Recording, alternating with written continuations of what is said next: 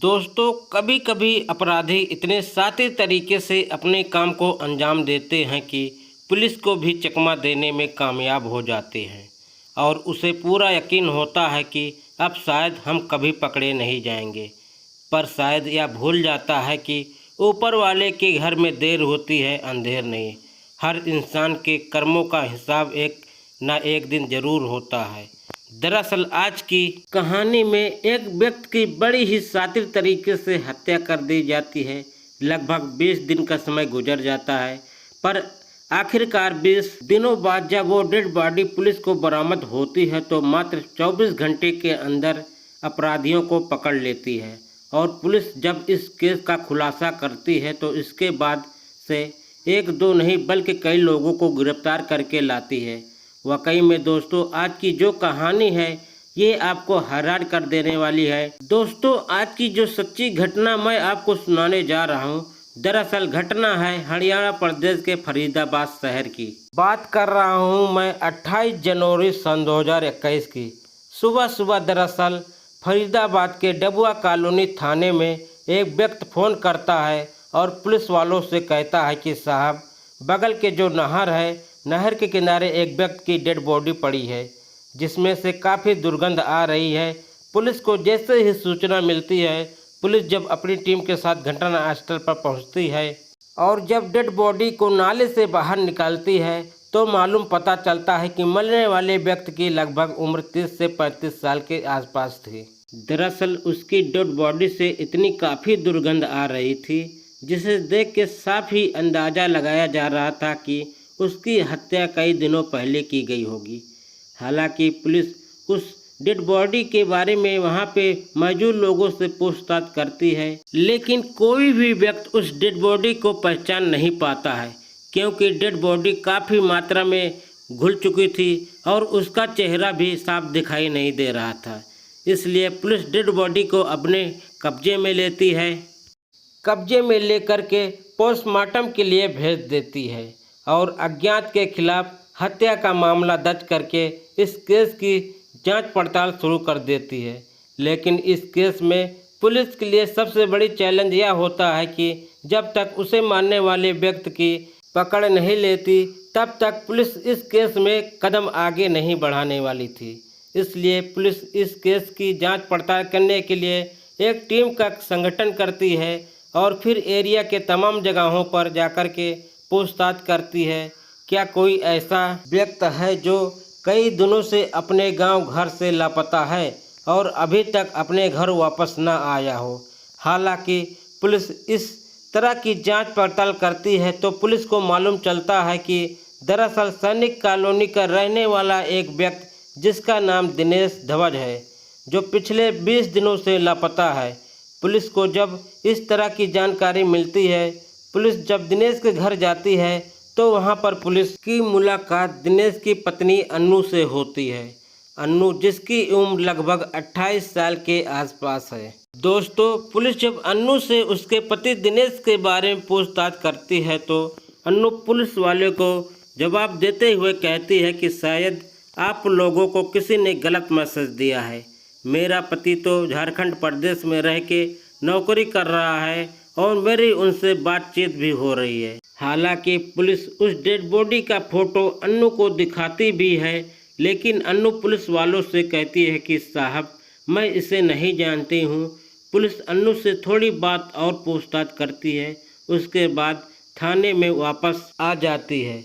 जो पुलिस को dead body बरामद हुई थी उसकी कई एंगल से फ़ोटो खींच करके सोशल मीडिया पर तो अपलोड कर दी जाती है।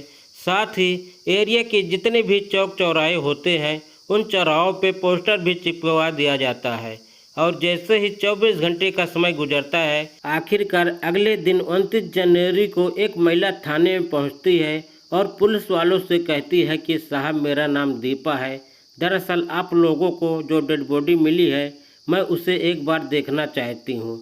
पुलिस जब दीपा को लेकर के मुर्चारी में आ जाती है और जब उस डेड बॉडी को दिखाई जाती है तो देखने के बाद दीपा ज़ोर ज़ोर से रोने लगती है और रोते हुए पुलिस वालों से कहती है कि साहब, यह कोई और नहीं बल्कि मेरा भाई है जिसका नाम दिनेश धवज है। दरअसल यह दिनेश कोई और नहीं बल्कि अन्नू का ही पति था। हालांकि दीपा जब उस डेड बॉडी की निरस्त करती है, पुलिस दीपा से कहती है कि शायद तुम्हें पहचानने में कोई गलतफहमी हो रही है, क्योंकि हम दिनेश के घर पे गए थे, फोटो दिखाकर उसकी पत्नी अन्नू से पूछताछ भी किए थे, लेकिन अन्नू बता रही है कि तुम्हारे भैया झारखंड प्रदेश में रह कर के नौकरी कर रहे हैं।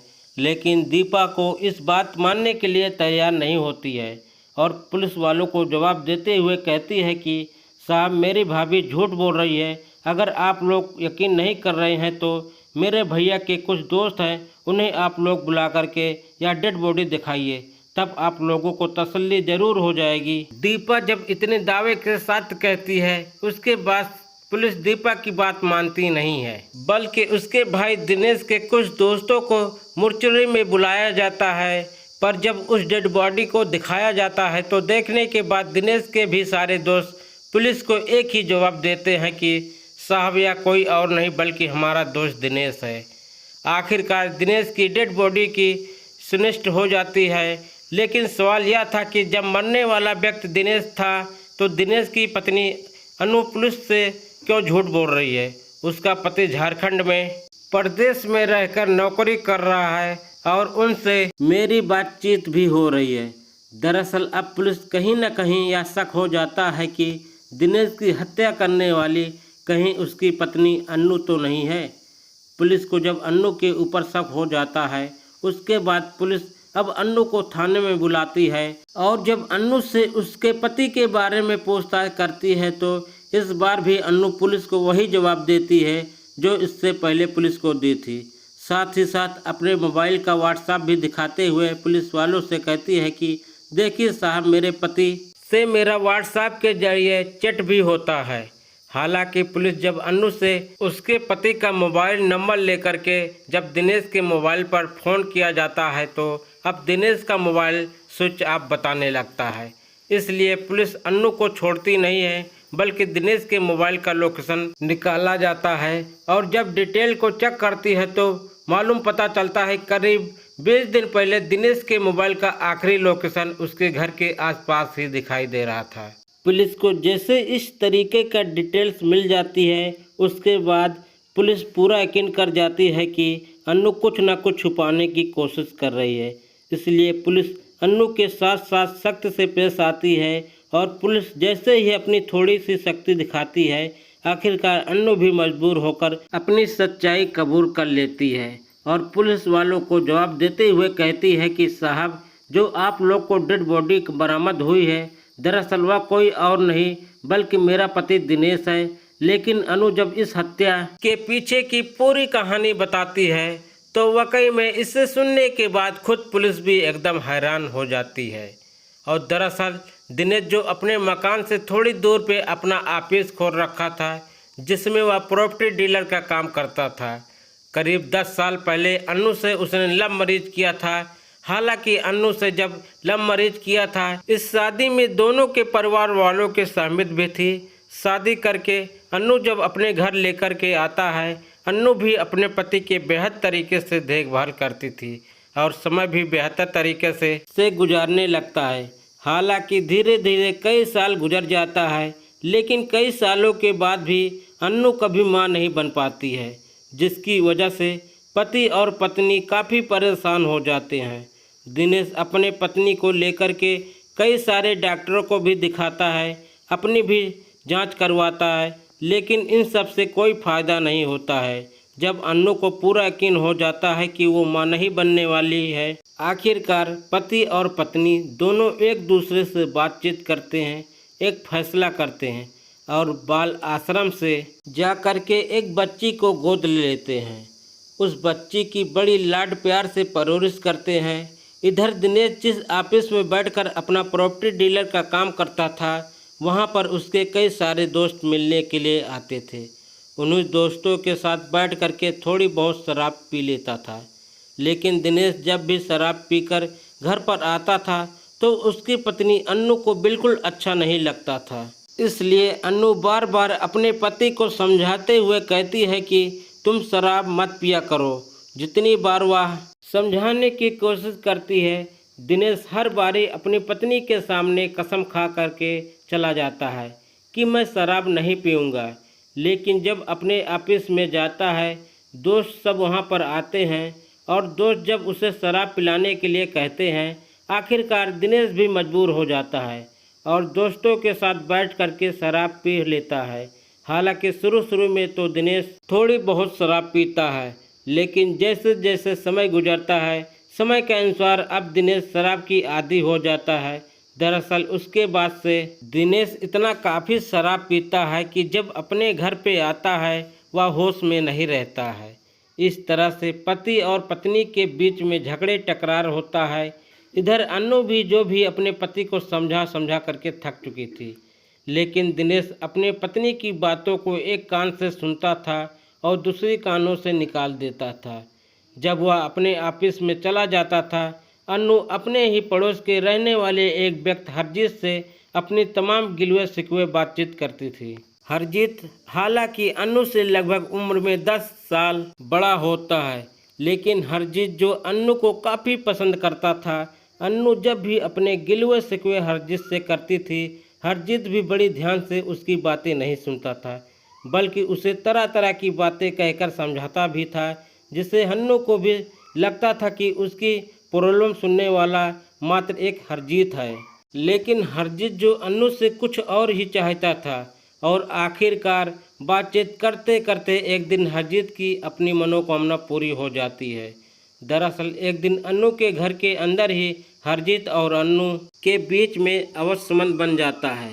हालांकि जब यह सिलसिला शुरू होता है, इसके कुछ ही दिन के बाद इस बात की जानकारी अन्नू के पति दिनेश को मालूम चल जाता है और दिनेश जब इस बारे में अपनी पत्नी से अन्नू से पूछता है तो अन्नू भी अपने पति से झूठ नहीं बोलती है और कहती है कि हाँ, मेरा हरजीत के साथ रिलेशन है, लेकिन अब तुम्हें जब सच्चाई मालूम चल ही चुका है तो मैं आइंदा उससे कभी न बातचीत करूंगी और न ही मुलाकात करूंगी। अन्नू जब इतनी सफाई से अपनी सच्चाई कबूल कर लेती है तो दिनेश भी अपनी पत्नी की बातों पर यकीन कर लेता है और उसकी गलतियों को माफ़ कर देता है। लेकिन उसके बावजूद भी अन्नू की आदतों में कोई सुधार नहीं होती है। दोस्तों, दरअसल उसके बाद अन्नू जब अपने पति से छुप छुप करके हरजीत से कभी कभार मुलाकात कर लेती है। इधर दिनेश का एक ही दोस्त है जिसका नाम नितिन पांडे है, जो बल्लभगढ़ के एक केमिकल फैक्ट्री में काम करता था। हालांकि नितिन जो दिनेश से उम्र में लगभग 12 साल छोटा था, लेकिन बावजूद इसके दिनेश और नितिन में खूब पटती थी और एक साथ बैठकर शराब पीते थे। शाम के वक्त जब भी दिनेश काफ़ी नशे में चूर हो जाता था तो नितिन ही उसे लेकर उसके घर पर पहुंचाता था और नितिन जब भी दिनेश के घर पे जाता था, उसकी पत्नी अन्नू को भाभी करके ही बुलाता था। अन्नू और नितिन के बीच में देवर भाभी का रिश्ता होता है, इसलिए जब भी नितिन दिनेश को उसके घर पर छोड़ने के लिए जाता है तो इसी रिश्ते की वजह से अन्नू से कभी कभी वो मजाक भी कर लेता है और हंसी मजाक करते करते अन्नू और नितिन दोनों एक दूसरे के करीब आ जाते हैं। दोनों को ही नहीं मालूम चलता है कि दरअसल अन्नू और नितिन के बीच में सच्चा प्यार हो जाता है। दोनों एक दूसरे के इतने करीब आ जाते हैं कि शादी तक करने का फैसला भी कर लेते हैं। पर सवाल यह था कि दिनेश के रहते हुए यह दोनों शादी कैसे कर सकते थे। इसलिए एक दिन अन्नू खुद नितिन से कहती है कि तुम मेरे पति को हमेशा के लिए इस दुनिया से हटा दो, उसके बाद से हम दोनों शादी कर लेते हैं। अन्नू जब अपने ही पति को इस दुनिया से हटाने के लिए नितिन से कहती है, नितिन भी इसका यह काम करने के लिए तैयार हो जाता है।